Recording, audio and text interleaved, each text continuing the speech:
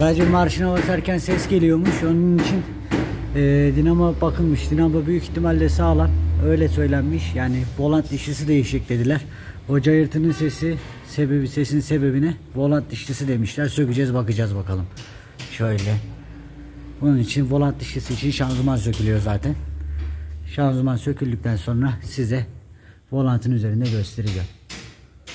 Şöyle şaft bağlantısını, geri vitesin soketlerini, artık elimize ayağımıza ne takılıyorsa onların hepsini sökeceğiz. Vites kolunu falan, debriyaj telini, dinamayı falan.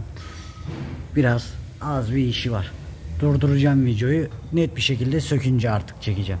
Volantı söktüm. Şuraları görüyorsunuz. Şurada parlaklıklar başlıyor. Bu bir zaman sonra aşınma yapar. Aşınma yaptığı zaman marşa bastığınızda arabadan cayırtı gibi bir ses gelir. Yani motoru döndürmez. Eğer marş dinamonuzda hiç herhangi bir sıkıntı yoksa, her tarafı sağlamsa, marş dinamozun otomatiği, zatuzut her şeyi iyi ise, aynı cayırdamayı yapıyorsa %100 bundandır. Başka herhangi bir yerden yapmaz. Buna da volant dişlisi deniyor. Bunun içinde sesin giderilmesi için, arabanın rahat marşa basması için şanzıman sökülür. Volanttan bu ısıtılarak çıkarılır, ısıtılarak geri takılır.